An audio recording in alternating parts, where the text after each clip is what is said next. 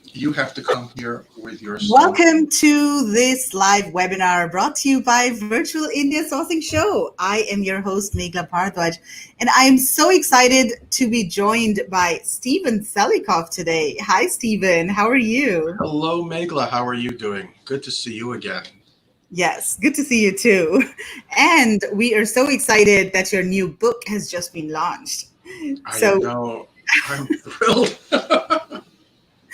you did it. I've been hearing about this book for a couple of months now. Yeah, And it's big, it's huge. I didn't expect it to be 500 plus pages. Wow. yeah. It is. So this is not a 30-page ebook. This is pretty serious. When the box came, this is actually an author's proof. So it says not for resale. And the box came, this big, heavy box. I thought, what is this? I just want 4 books. And I opened it up. The first book I did, which was the Canton Fair workbook, is skinny compared to this. It's like, wow. But it's full of information, and that's the good thing, is that every topic you go, oh, thank you, Grant. Every topic you go to is just chock full of actionable information, and Yeah. and that's what's really, really cool. I love it.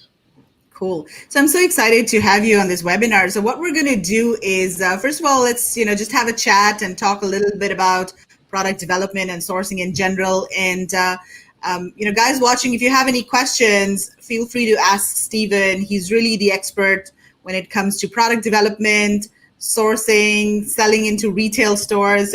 We're going to have a conversation over here about various topics, and then. In about half an hour from now, you'll be able to download Stephen's book for free. And that's for the next 24 hours, starting from 12 a.m. Pacific Standard Time. So what you need to do is, in about 30 minutes from now, go to this URL, productdevelopmentacademy.com. This is Stephen's website. Go here and then scroll down about halfway through the page. You'll see a link to Stephen's book on Amazon. You'll see a green button that says buy now. Click on that link and you should be able to download Stephen's book for free.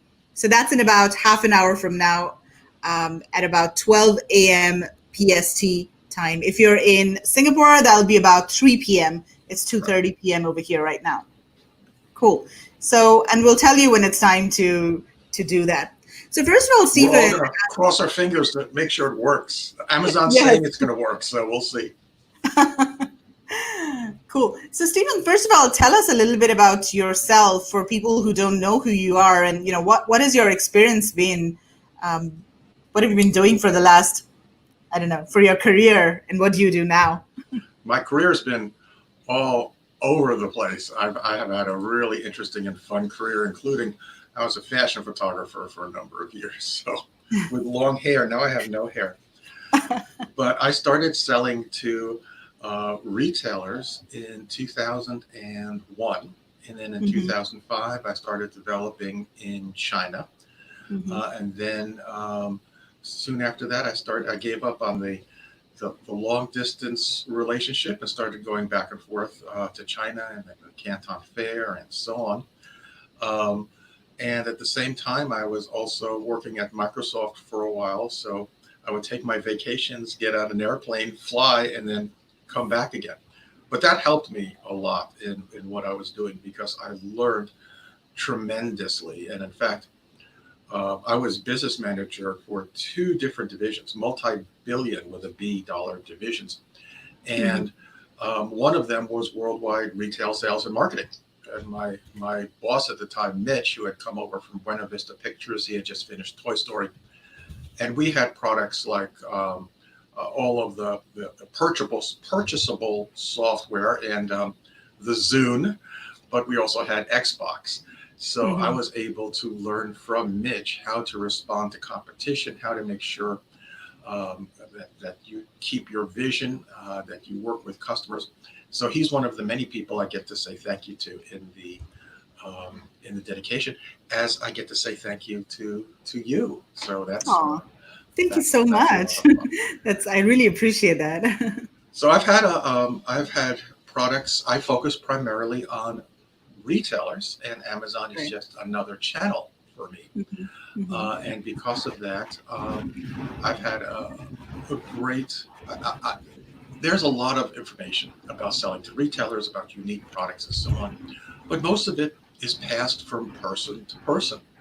It's not online, it's not in YouTube. So this gave me a great opportunity to take so much of what I've learned from really generous people and put it down in one tiny little book. Right, right. Not so tiny. Not so tiny. So, okay, what exactly does product development mean? Does it mean inventing something that's not there in the market at all? Or does it also mean maybe improving an existing product and making some minor modifications? Because that's what most of us regular private label sellers do, right? We take an existing product. I mean, not many of us can actually invent something that's brand new. So, I, how do you define product development? I think the term invent is kind of pretentious. I think Mhm. just taking a product and making it better, improving on it, making changes, um, doing something different with a product that hasn't been done before. That's what that's what really makes a product unique. The critical thing, though, is not doing something just to be different. The critical thing is to do something that customers want. That's what it all comes down to. I use the example of a karate belt. Mhm. Karate belts are green, black, brown, purple, yellow, white, I think. I'm not a karate person. But if you just look at it and say, wow, there's no rainbow colored karate belts, let me make one, or a tie dyed one or something.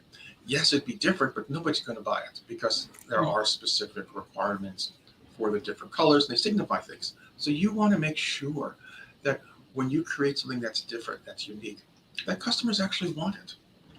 And here is, I'm going to, excuse me one second, I'm going to take off my headphone and grab something. I will show you a product that was a big seller. I got this into Bed Bath and Beyond and Belk's and Francesca's, and you're going to laugh at this product. This was the first product that got me on the Today Show in America. So hold on one second.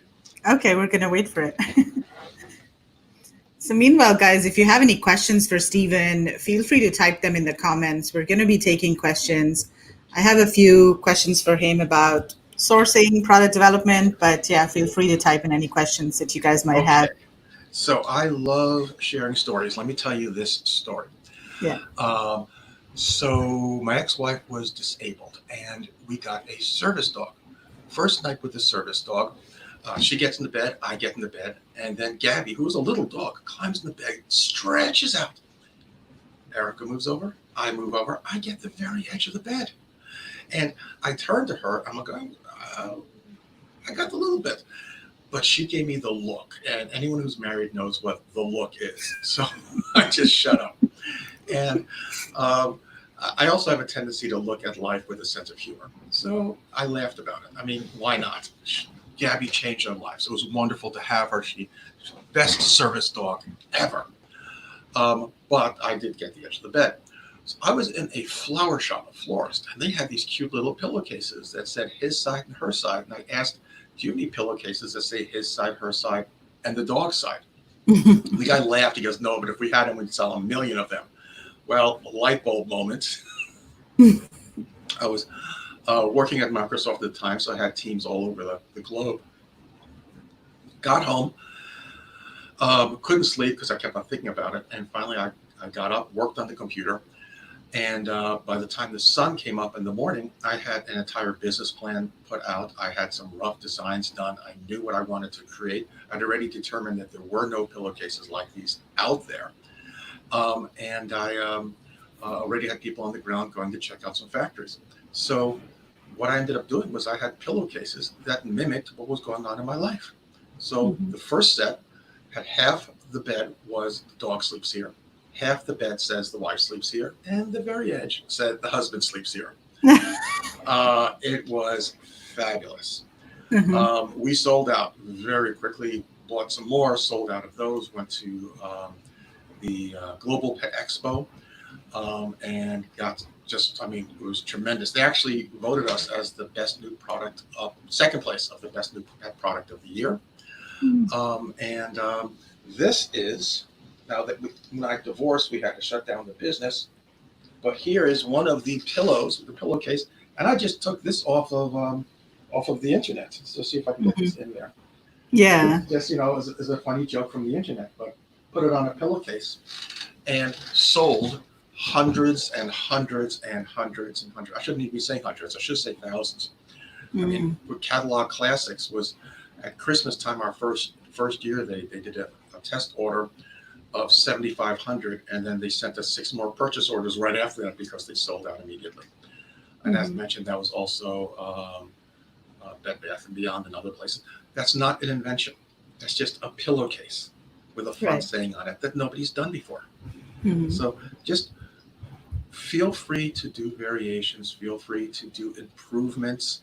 I've got a little tiny tripod here for a camera, and this can definitely be improved. There are hundreds of these online, but what could you do to improve it? Maybe have a little hook on a pull-out hook on one of these legs. That's not an invention. It's just unique. It's different, and it sets you apart.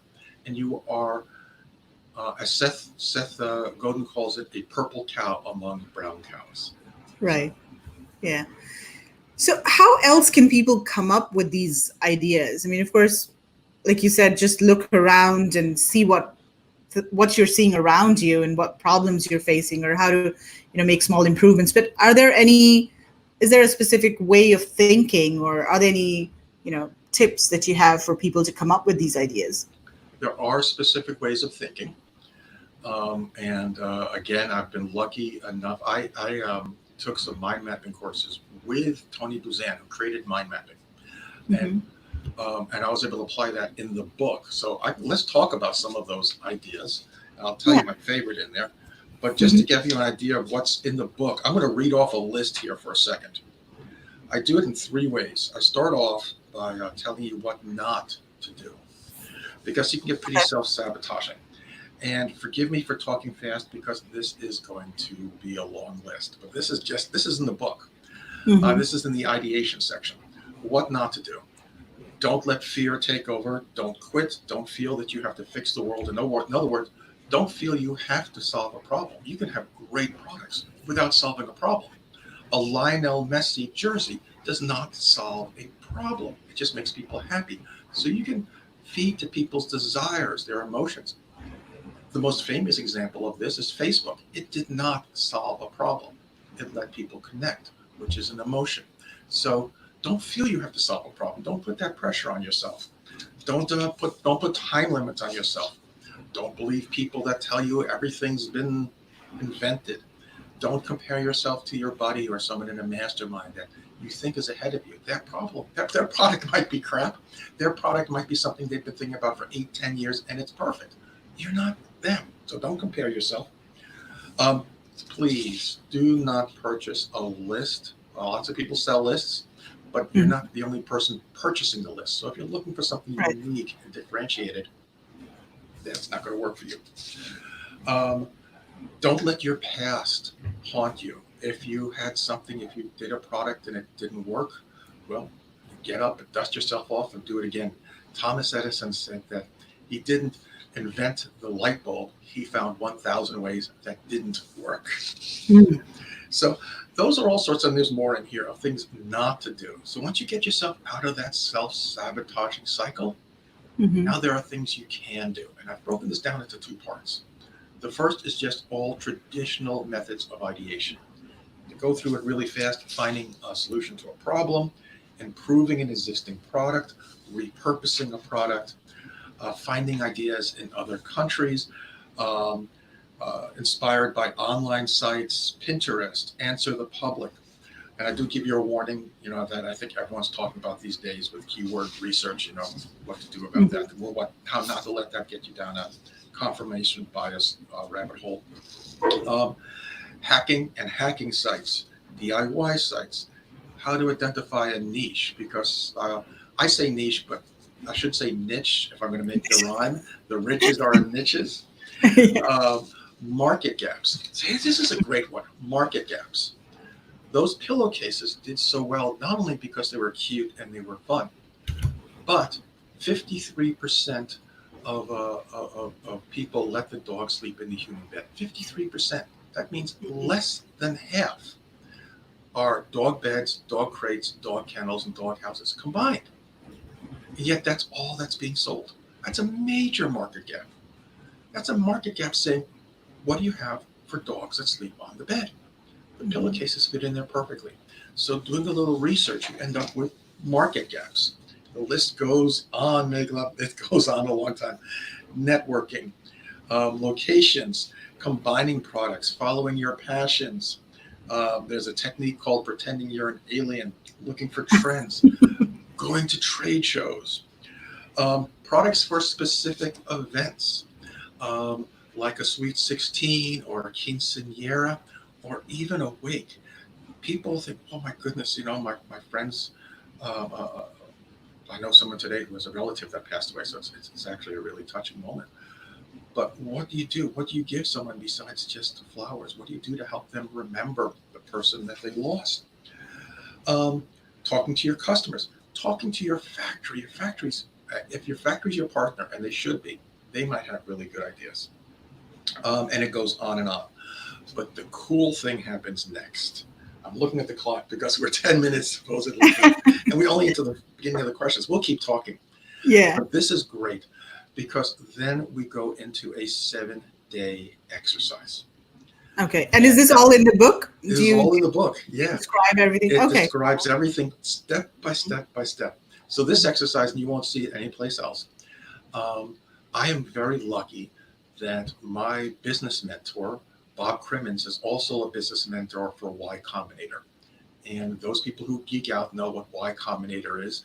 They are a tech incubator that did things like Airbnb, came out of Y Combinator. Dropbox, Drew Houston, went to Y Combinator and came out of it with Dropbox. Um, uh, DoorDash, a whole bunch of things came out of Y Combinator. And my mentor is also a mentor for Y Combinator. So I worked with him and came up with, suggestions that Y Combinator used. And then we spread out from there because I treated this the way that an artist or a composer or an author who has a creative block, what do they do when they can't come up with ideas? Tony Buzan, who did a lot of study on creativity and generating creative thought, scientists pointed out, and he talks about, he passed away a year ago. He talked about the fact that creative ideas come from new pathways being formed in the mind. Little children, they're full of creativity. And then as they get older, everything starts solidifying and those new pathways are not there anymore.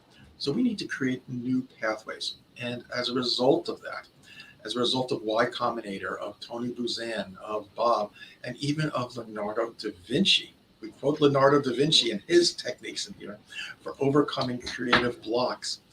You have a 7-day exercise that includes journalism, changing your physicality, or you just, we can have a whole nother discussion just about the 7-day exercise.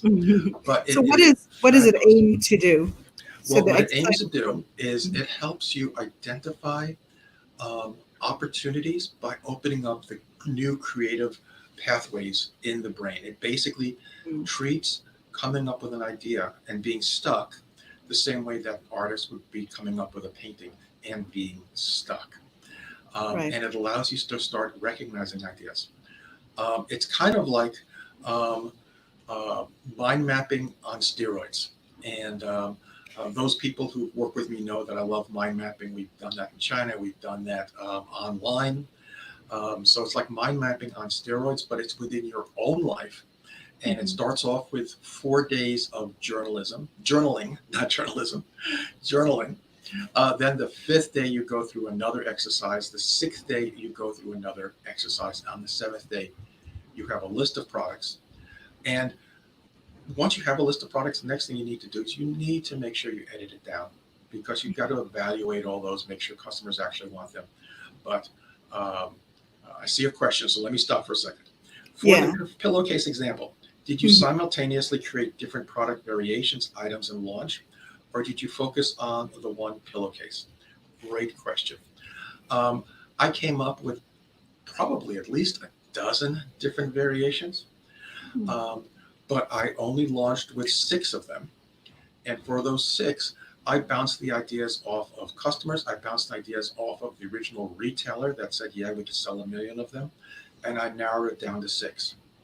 Once we were successful, and we were selling these for a few years, I had a physical catalog that I used at trade shows and so on. So when I had new product ideas, I would add them into the catalog and say they're not going to be available until May or June or October, depending on when the show was.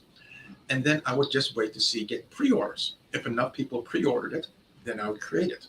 And if not enough people pre-ordered it, then it would die. And I would say I just never went ahead and developed that design. So does that answer your question about whether I did it simultaneously or not? Yeah, I think it does. So we have another question from Alan. I'm sorry, it's gonna. Oh, hey, Alan, how are you? Need a company in the US to put together 20 small items. Okay, Alan, I think you need a service provider in the US. So yeah, let's take that offline. If anybody has What was his question? I he think I wants had an answer for it. Okay, he wants a service provider in the US to put together 20 small items into a small box within a large standard size, so no bigger than 18 by 8. There'll be 1,000 sets. So he wants somebody to maybe create a bundle or, put some products together in the US. Absolutely, yes. We talk about that in here. Yes, we absolutely do talk about that in here. Okay. That's called kitting, KITTING. Yeah. And when people talk about a 3PL, a third-party logistics provider, they often just talk about a warehouse. But a 3PL actually is your supply chain manager, your outsourced supply chain manager. And they can set you up with a warehouse that does kitting. And I'll use a perfect example in my case. When I have products sent off to buyers for big box stores, I kit a sample of my product, a letter, and some business cards and so on. So it's not products, but it's a bunch of different items that go into a set box, and that goes off to the buyer. So what you're looking for is called kitting. It's very, very standard. If you've got someone that does 3PL, you can contact them. If not, just send me a text or a message, and I'll put you in touch with my 3PL guy. Right. Okay. Cool. So let's see. We have a couple more questions over here, and we have about 5 minutes before we need to go and download the ebook. Okay. So speaking about the product development in the niche market, do you have any Selikoff's framework on how to develop the conceived ideas from scratch on a piece of paper to live? Absolutely. And I'm really proud of it because that is the structure of the book and the course. There are success models that companies use, and what I've done, I've been lucky. I've been a very highly paid consultant. I've worked at Microsoft. I've been exposed to a lot of the different product development methods, and these are methods you may recognize or not: the Booz Allen Hamilton method, phase gate approach, scorecard Markov, and so on. But I've taken each one of them and I've chosen the best parts of each, put them together, and that's the structure of the book. And it takes you from ideation right straight through retail shelves. And the 4 stages, people always laugh when they hear the stages for the first time. If you're familiar with product development, you're not going to laugh. But the first stage is the fuzzy front end, and that's what it's called. And you can go into corporate boardrooms, and everyone's wearing shirts like this, and they're talking with a straight face about the fuzzy front end, followed by design, followed by production or manufacturing, followed by the messy back end, which kind of sounds like my little pug Gus. But it really is, because at the very beginning, you don't know what you're doing yet. So everything's guesses and assumptions. It is fuzzy.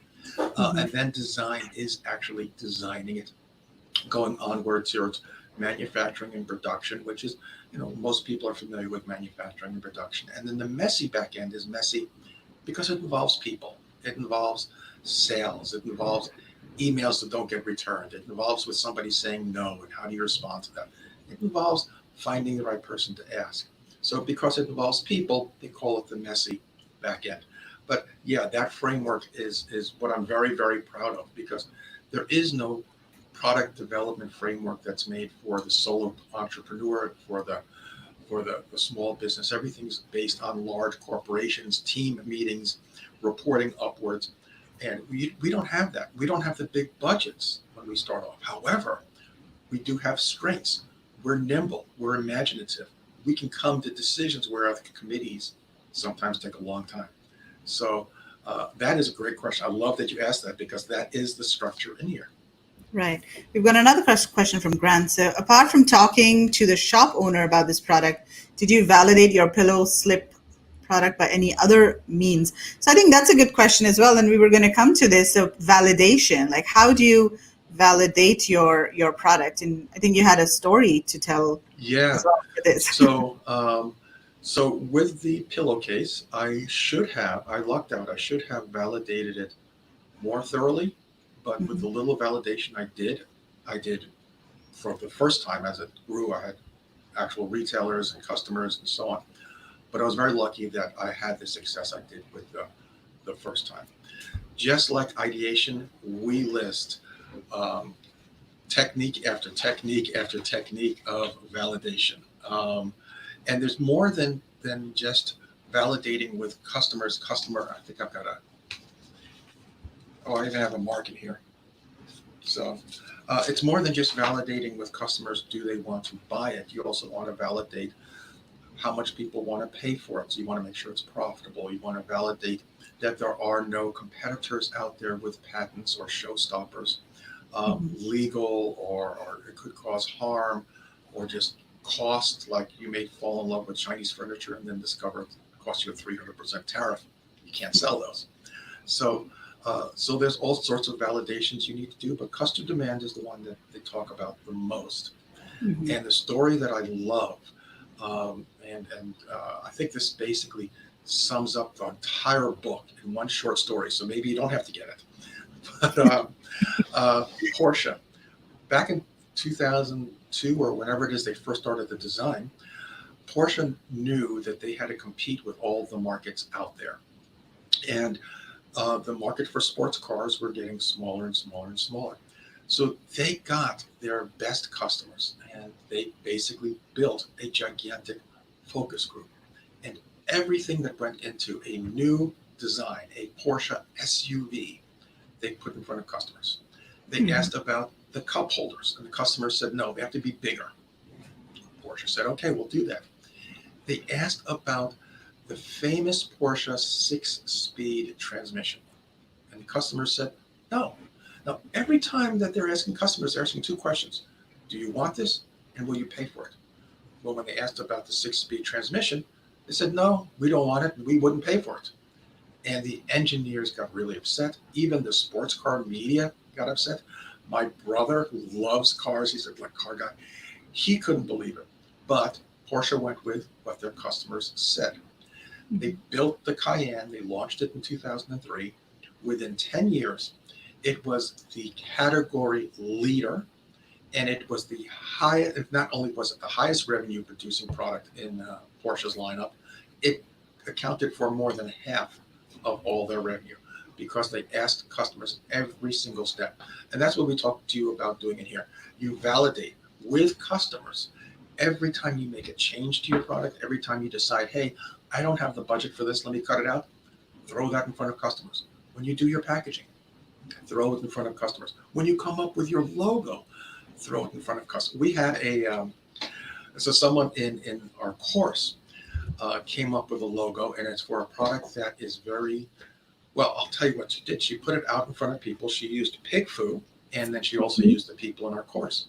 And she put it out in front of people, and she said, it's a made-up name. She goes, without knowing what the product is, how does this make you feel? And all these people are coming back saying it made them feel comforted, made them feel safe, relaxing. And this is exactly what her product was about.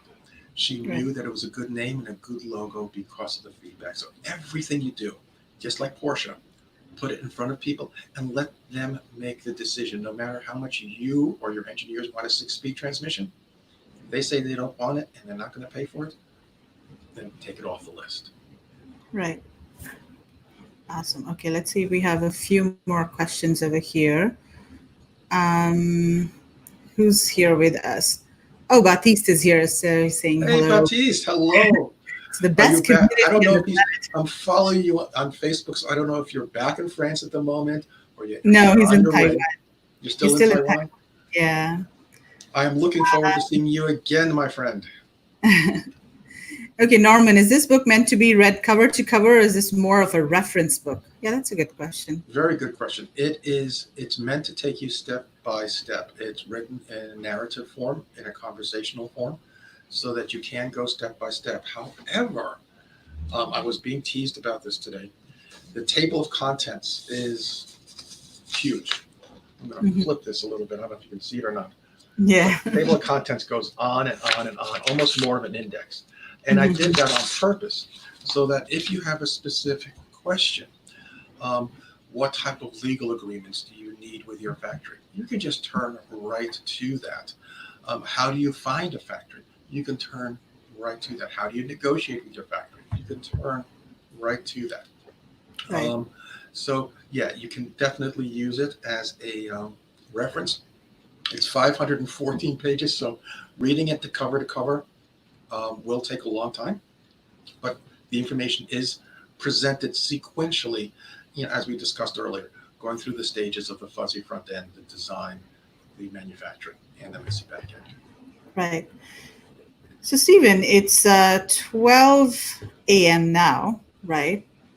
Cross our fingers. And I just looked in the Amazon store, but I don't see a free version there. It still says 571 Kindle.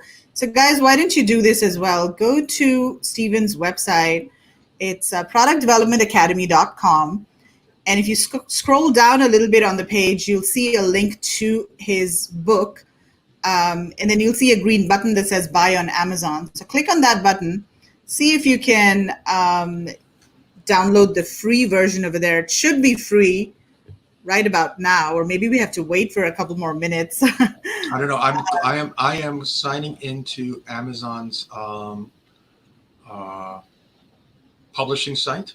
So Yeah. let's see if they say anything about the promotion.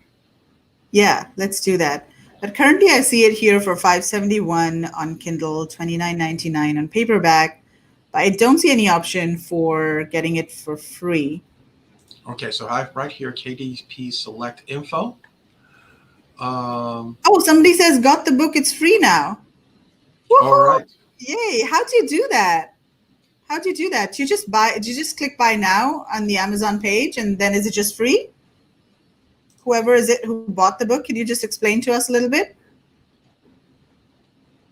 Okay, I'm gonna try clicking on buy now, and I'm gonna see what happens. Let's see. And then I can read you what it says over here as well. Yeah.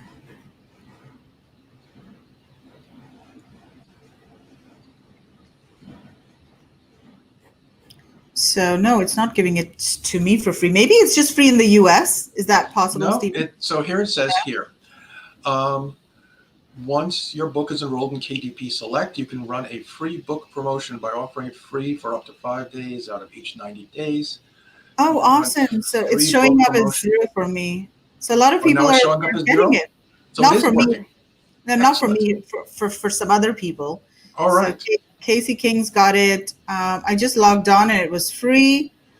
It still It's telling shows me that active. it does tell me that it's midnight to midnight Pacific Standard Time. Right. And it is 12:05 Pacific time right now.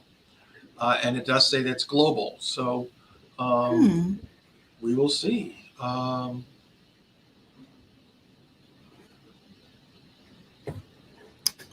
Okay. Let's keep trying. So guys, I'll keep trying here because I still see that it's paid for me. Yeah, it's not free. But yeah, guys, go ahead if you can get it. So Vinith says it still shows paperback. Yeah, the paperback is not for free. The paperback's $29.99. Okay. So yeah, it's just the Kindle version that's Right. free. So okay, so the person who got it initially is from Australia. So I can't see their name. But Norman got it too. Got the book for free. Right, Yay! excellent. I love Awesome. this. So guys, go very ahead. Go to this link. Go for it. Just a second, Stephen. Let me just remind everybody how to go get it. So go to productdevelopmentacademy.com. This is Stephen's website. You'll see the link to the book on the homepage. and there's a green button that says buy on Amazon. Click on that button. You should be able to get it. And once you've got it, come back here and comment that you've got it. Let us know if you've been able to get it. Just comment here, I got it, or I have it, or something. This is cool. This is really cool. It's like we're launching your book in Absolutely. real time with a live stream video. Okay, Norman got it from the mobile app. Interesting. Since I'm from Norman, Malaysia, do I have to send yours out to every? Actually, I think you can share it. I think sharing is allowed. Oh, is it? Yeah. Okay. I mean, Norman's in the US. Norman's in the US. Okay. So noticing, since I'm from Malaysia, do I have to wait for our time zone? No, you shouldn't have to wait for the time zone because it's all based on Amazon headquarters time zone. Yeah. Interesting. Why am I not? Now, I'm not able. Let me pull on my old Microsoft technology background, and because you're looking at local servers, those servers may have to update around the world. So give it a few minutes and keep trying it. It's good for 24 hours. Yes, I got it. Finally, yes, it says 00 for me. What I did was I opened the link in an incognito window. So now I need to sign in, but I guess because of my cache or something, I don't know. Yay! I can get it now. This is fun. Awesome. This is fun. Yes. Awesome. Okay, guys, let's see who's got it. Just got it, Amazon USA. Awesome. I got it free in the UK. Cool. Is it only Kindle? The free one is only Kindle, but it's also you can just choose format, and it should give you a choice to do paperback. So the paperback one is available, but it's not free. Just the Kindle one's free. Okay. Somebody was asking about Apple iBooks as well. So it's not available on any other stores, right? It's just Kindle. No, it's Amazon Publishing, and but you can download a Kindle app on your Android or your iPhone. Yeah. And use it off of the Kindle app. You don't need to be a Kindle user to Kindleize it. Yeah. Awesome. Okay, so Norman's given the link over here. Thank you so much for that, Norman. So guys, quite a mouthful, Norman. I cannot. Awesome. This is so cool. So I wanted to talk about. Kid. Yeah, you do. Yeah, I'm sure. This must be so exciting for you. How long did it take you to write the book, Stephen? I had a really great program with a wonderful woman named Amy, and we decided to part ways at the end of December. January 1st, I started writing this. I wrote most of the courseware on our old program, so a lot of it was in my head. But I wanted to rewrite it so I could respect the trademark of the original program. So I started writing, and I started writing, and I started writing, and I couldn't stop. In fact, when this came, I was so surprised about the size, because it's like that story of being in the forest and, looking at the trees and not seeing the forest. I'm just focused on each individual topic, and that topic list is huge. Right. And finally, when it came, I said, wow, this is very, very big. And my designer for the cover, I love the job she did. She did a great job. I had to give her the dimensions, the page count, so she knew what size to make the spine. But it just didn't register to me. It was this big. I'm very, very, I'm thrilled with it. And a quick shout out, as I said, to Maddie in Australia, who designed my cover, Maddie Clare. And when you get the book, even on Kindle, her name and her contact information is on the inside, because I love promoting people. So Maddie in Australia is the designer. Awesome. So who is this for? Is this for newbies, or is it for people who are a bit experienced selling in Amazon and e-commerce or sourcing, or is it also for anybody who's just starting out and has a completely blank slate? Yeah, it is across the board. Okay. As mentioned earlier, you can use it as a reference. It's very similar to the courseware that we've done in the old program and in my new program. And what we hear again and again is that this fills in all of the gaps, things that people didn't know. So if you are experienced, absolutely can fill in the gaps. If you're not experienced, it's going to start you from square one. Now, to be clear, it's not going to teach you how to do FBA, how to optimize your listings, how to set up a shipping order, any of that, because it's not FBA focused. There are Right. hundreds of people who are really smart and can do a great job taking you through that step by step. But for people who just want to develop products, who want to learn how to do it, who want to learn how to come up with a new product idea, how to manufacture it, how to design it, how to go through EVT and DVT, which is engineering validation and design validation. This takes you through all of those steps. It is details and details and details. And you don't need all the details. You certainly don't have to don't have to worry about a detailed product spec for a pillowcase. Right. But if you're doing something that is mechanical, that's functional, that's got electronics in it or so on, then you do want to make sure you do cross all of your T's and dot all of your I's. And we take you through that as well. We even teach you how to do or we discuss how to do a Gerber file if you're doing your own circuit boards. So it takes you, if you're doing apparel, what you need for the factory to take you seriously, which is you don't need to do a tech pack. So what that is. So, yeah. So we've got this question. Will the book be available on amazon.com.au or is it only available on .com? I bought the Kindle version on May 28th, but would like to get a paperback version as well. Hello, Jason. Good to see you. So real quick, first of all, Jason, make sure that you go to your Kindle controls and you hit update, because Amazon sent out a notice to everyone that the wrong the wrong file was put into the initial launch. So you're missing about 60 pages and so on. So go to your Kindle, hit update, it'll automatically update for you. It should be available for print all over the globe. I had someone today in China saying that he was getting a copy of it.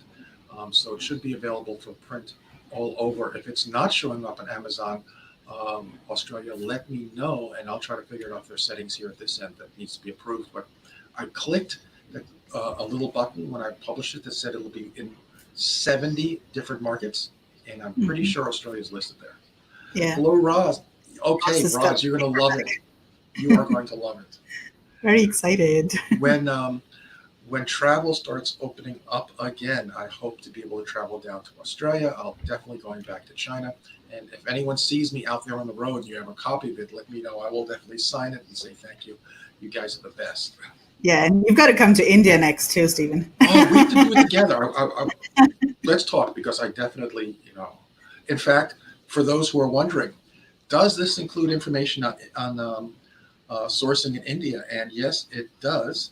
There's a short section in here, and it basically says, ask Megla. It basically has advice that Megla has given me that I put into here. And it mentions the Indian sourcing trip, so that people who are looking for India, and Jim Kennemore talks about Vietnam. We also talk about Mexico in the United States. So yeah, the techniques of manufacturing, of design for manufacturing, DFM, which helps keep your prices down, apply to factories no matter where they are. Right. Yeah. You also talk about selling to retailers and, big box stores and all, but is that really easy to do for, just regular Amazon sellers like us? What does it really take to sell your product to a big retailer, and what are they looking for in products? So is it easy? Yes. Not all retailers are easy, but it's easy to get into retailers. I'll talk about that in a moment. Let's answer the second question first, because that really is critical. What are they looking for in products? They're looking for something that they don't already have on the shelves, that's not going to cannibalize other products, and that customers want. So when we talk about, customer validation, making sure customers want something and they're willing to pay for it, if you do that through all the stages of developing your product, by the time it's ready for a retailer's shelves, you already know that customers want it. Yeah. Now, next is the question of cannibalization. If you are selling a red plastic cup, the retailer already has red plastic cups on their shelves. They don't want another manufacturer of red plastic cups for two reasons. Number one, customers are going to come up and say this or that. They'll compare them. They'll buy this one or maybe they'll buy that one. But the more they buy of this, the less they're buying of their already established vendor. So it cannibalizes, it eats away the sales.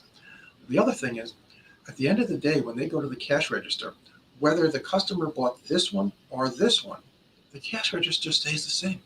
They're not adding any money to the market basket, so that means customers are not buying anything new, and they're not adding any money to their bottom line.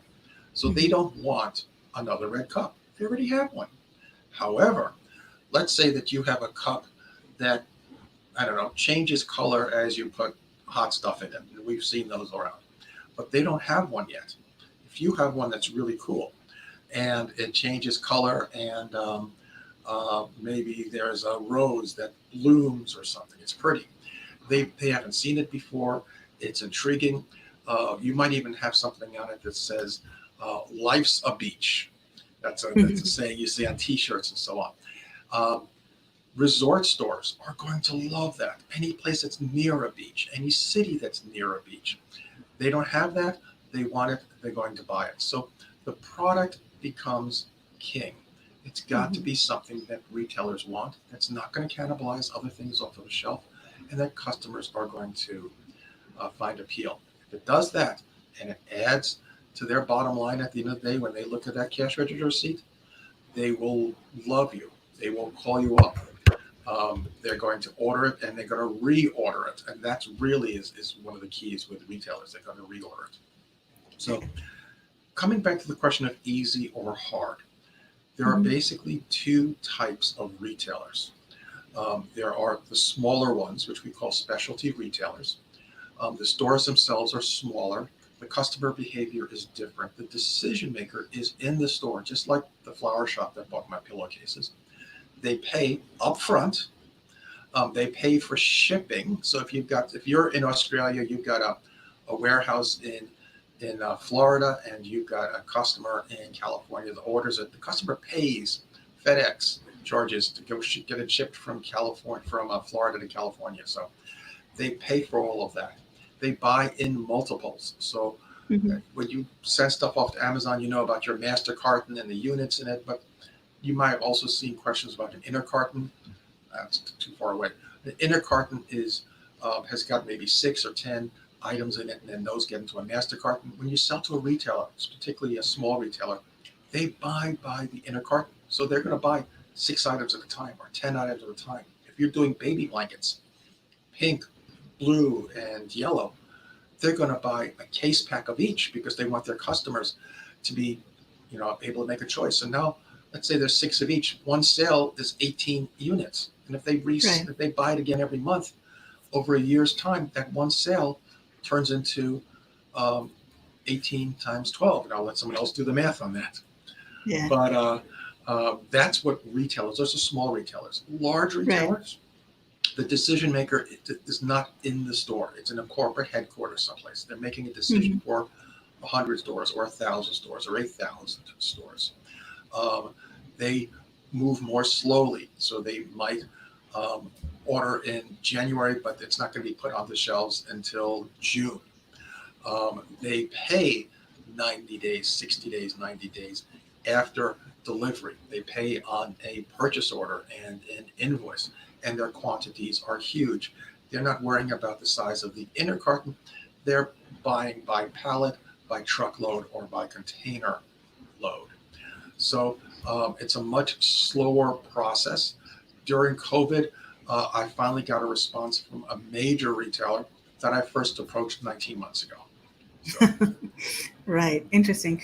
So Norman has a question. What do you think about launching products on Kickstarter? Does the book go into detail about creating prototypes for unique products? Great questions. 2 different questions. Yeah. First, I've bought really cool stuff off of Kickstarter. The challenge with Kickstarter is that it is difficult to keep your IP to yourself because you're broadcasting to everyone, hey, I've got this new product coming out. If it's IP that's patentable, that's fabulous. If it's something that's not patentable, it's just not even by a design patent, then Mhm. you're letting the whole world know that I have come out with sneakers, or sandals. We're talking about the beach. So I've come out with sandals that say I'm happy on the bottom, and you walk through the sand, it imprints I'm happy. That's a wonderful new change. It's different. There's nothing that keeps someone else from saying, hey, that's a great idea. I'm just going to start production on it while this guy's spending his time on his Kickstarter. So there Right. is a risk there. But if it's protectable, then it's absolutely fabulous. Second question is, does the book go into details about creating prototypes for unique products? Yes, and it goes into the fact that you don't need to create prototypes all the time.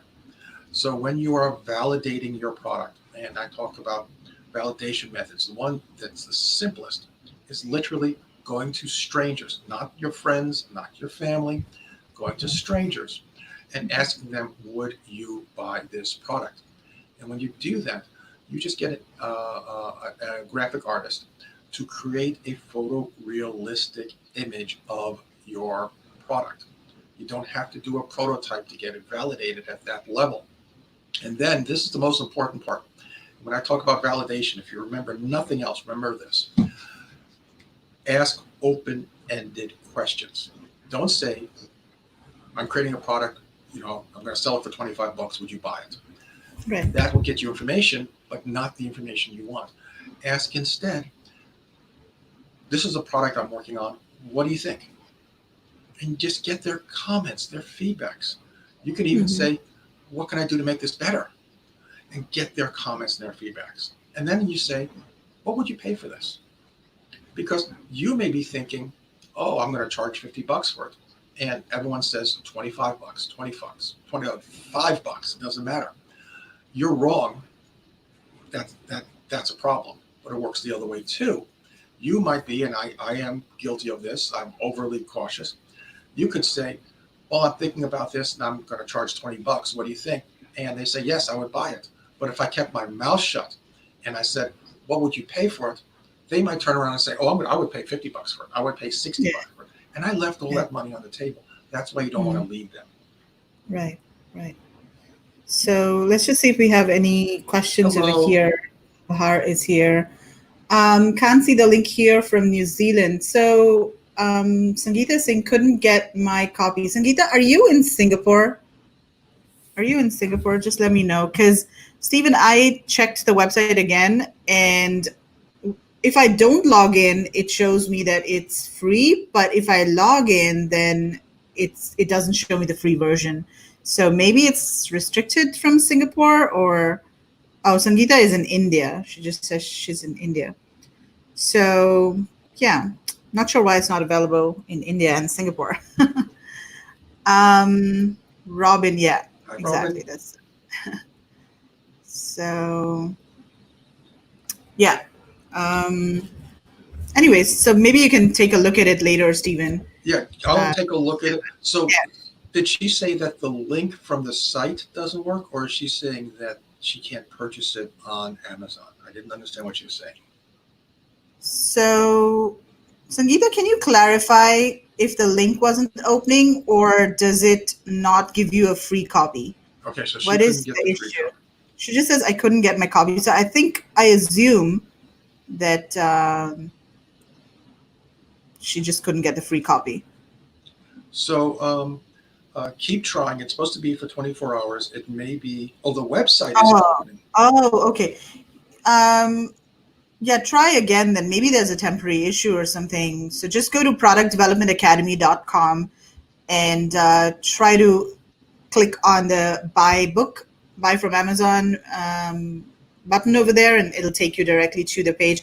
Or you can also do a search on Kindle if you have the Kindle app on your phone. Just do a Yeah, search for Stephen use my Selikoff name. or the book title.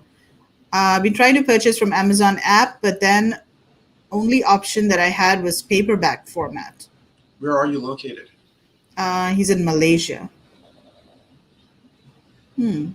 Somebody else was able to buy it from Malaysia, so maybe try looking on Click Kindle. on Try the, looking on book. yeah, do a, there's a little choice for format that switches back and forth. Hello, Etsy. Oh, Esty got it. So Esty's in Singapore. She got it. So I don't know what I'm doing wrong. I'll have to look into it So after our there call is here. there's a little button that says format, and it switches between Kindle and paperback. So for the person who was stuck on paperback, try clicking that format. Yeah. There we go. All right, So Rosalind. this is Yay. Rosalind. So by the Okay. way, this is big. It is, all right, another person. It Yeah, is he's from overwhelming. If you have questions, just let me know. On that same Product Development Academy, you can just choose under the program, masterclass program, it says set up a 20-minute conference call. Just set up a 20-minute call and ask me if you have questions and stuff like that. Okay. That's cool. So we can set up a 20-minute call Yeah, you have a with you. question, just let me know, or send me an email. That's Yeah. listed there too, Stephen at productdevelopmentacademy.com. I love helping people. So Okay. Alan, did you download the Kindle app or did you download the Amazon app? So, Kristen, the title is currently not available for purchase. Kristen, which country are you trying to download it from? Where are you? So let's wait for them to reply. There's a bit of a delay. Yeah, so I'm logged into my .com account, Amazon.com. Maybe I need to go to the Amazon.sg marketplace, or I don't know. I'm going Maybe to try this on a. Okay, so Alan was in Kindle, so he was able to download it on his Kindle app in Singapore. I'm like ST, incognito. Let's see what happens here. so ST downloaded it also on the Kindle app. Okay, I'm gonna try that later, ST. Thanks a lot for that. In the Kindle app on the US side. So Kristen tried to download it from the Kindle app on the US side. Should be available there, right? So let's see if I can. Rosalind, sorry, Stephen, I'm just interrupting. So Rosalind, we are going to be signing off in another five or 10 minutes over here. So if you have to go, no worries. This is going to be recorded, but you can always reach out to Stephen later. Absolutely, yeah. Ask me questions. I love that. I think if I can share my screen, I can pull up. I just open an incognito window, and I can show you what it looks like going on here. Yeah, definitely do that. So Kulbahar is saying that the book is not available in Kindle India. Maybe you could check on that as well, Stephen, later.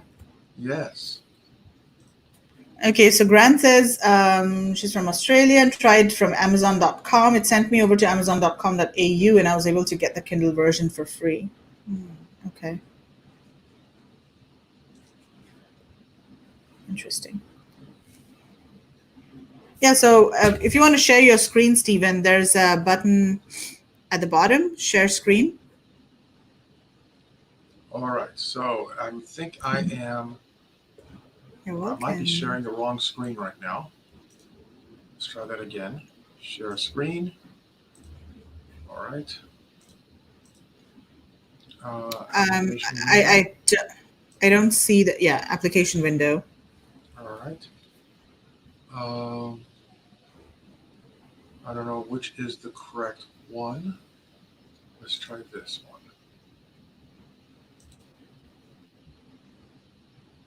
Okay, can you guys see my screen? Yes. So here it is, 0 to buy. I'm using my cursor there. Yeah. So that's what you should see. Yeah, I am not seeing that. I am seeing $571 for Kindle and $29.99 for paperback. Yeah. Anyways, there are people who've been able to download it from Singapore, so I'll probably go to the Kindle app and try it from there. Cool. That's because awesome. Jeff Bezos has it out for me. He's jealous of my long hair. Yes, totally. So, guys, we're going to be wrapping up now. If you have any last questions for Stephen, feel free to type them in the comments, and Oh, I we'll love ask answering Stephen. questions. So you can ask questions about the book, or you can ask questions about sourcing or problems you're having with your factories or product design or anything. Just I love Right. answering questions. There's one question I wanted to ask you, Steven. So I always tell people relationships are really important when you're sourcing from Asia, and I mean in business in general, but definitely in Asia and China and India, relationship with your supplier is super important. So, do you have an instance, or and from your experience, has a relationship with your supplier saved the day for you? Oh, yes, yes, yes, yes, yes, yes. So I had one of my products was featured in the gift bags at the Oscars, Ooh. and we got approval on this. This was last year, and we Mm-hmm. got approval on it just as Chinese New Year hit. So I Mm-hmm. had piles of products on a boat coming to me. Obviously, I can't send a helicopter and get the products off the boat to give out to all the movie stars.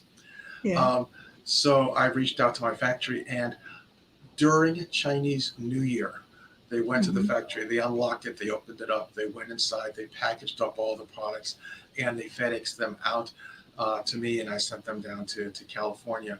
Um, that wouldn't have happened except for having a great relationship. And your relationship's everything. There's in English, we don't have a word for business relationship, but China Mm-hmm. has a word for it. Guanxi. It is so important that they refer to it by its own word. And vocabulary is one of the ways that society prioritizes, its concepts. So business relationship is so important in China that they have a word for it, and we don't even have one in the U.S. So Right. absolutely. And if you ever um, get in the Oscars gifts bags, now you know what to do. Just call up your factory and see if they'll help you out. Okay, so Mohammed is asking, please tell us about your previous book, Canton Fair Workbook. How does it correlate with your new book? Yeah, tell us about that. So this book is for people going to the Canton Fair or just sourcing from China, and it's basically just worksheets. So there is instructions in it about negotiating and the Canton Fair and reviewing factories. But basically, when you go to the fair, it is worksheets, and these are questions that you can ask your potential supplier.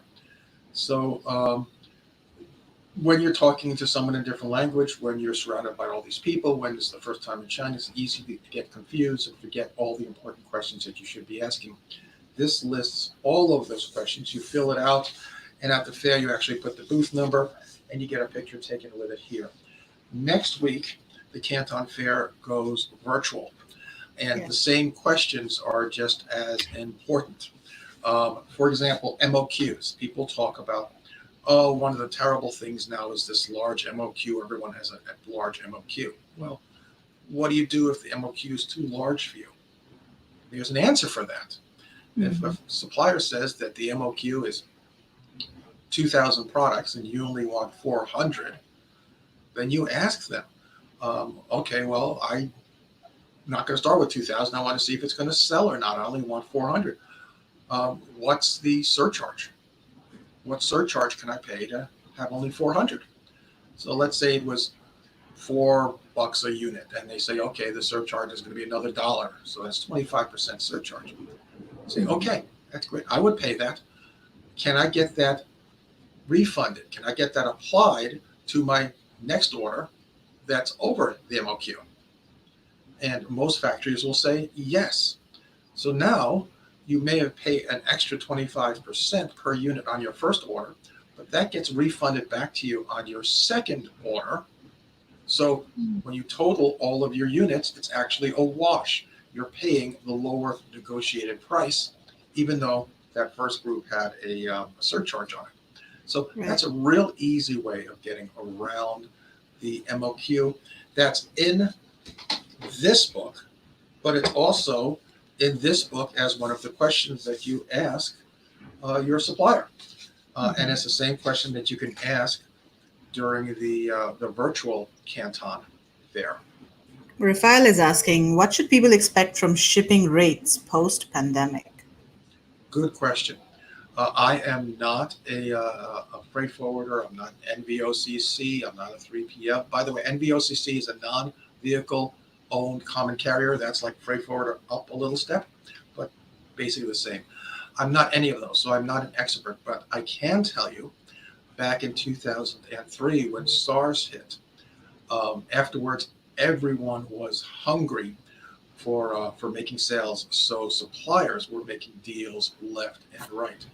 Hmm. Shipping, however, did not change. And the reason for that is because shipping rates are generally decided upon and raised globally, not just for China. This pandemic is different because it is a global pandemic. Um, so there is a chance that we will see rates be steady for a while as shipping tries to get back on its financial feet. And we may not see those traditional raises for a while. They usually come 2 or 3 times a year. So what's going to happen with shipping rates? There is a good chance, if we look at what happened with product costs, there is a good chance that they're not going to go up for the next uh, uh, maybe for the next 6, 8, 12 months. The Yeah. other side of that is the fact that shipping does uh, relate to fuel costs, and fuel costs right now are very low. They expect it to go higher once the pandemic's over. So that may take everything I said and throw it out the window. Yeah. And I think what's happening currently is, of course, that air freight is quite Oh, expensive because there are hardly any passenger planes.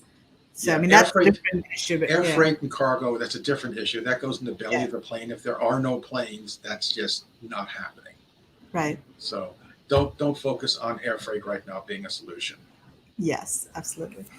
Awesome. Well, Stephen, this has been so great. Thank you so much for sharing all of your insights and your experiences. And I really look forward to digging into the book over this weekend. So, guys, if you haven't got the book already, let me just show the URL one more time in case anybody hasn't got it. So, go to productdevelopmentacademy.com. This is Stephen's website. He also has a full course over here, and you'll also find the link to download his book from Amazon. Right. And for this will be up for a while. So anyone who is watching this next week or whatever, and you're saying, darn, I missed it.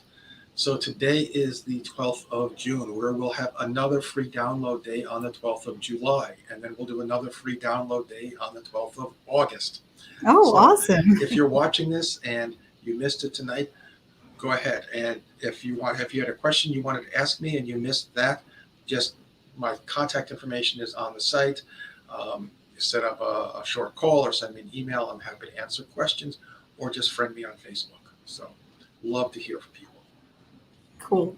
Awesome. Well, thank you so much, Stephen, and I will see Thank you you. around. You have All a good right. night. You too. Bye. Take care. Bye bye. Bye, everyone.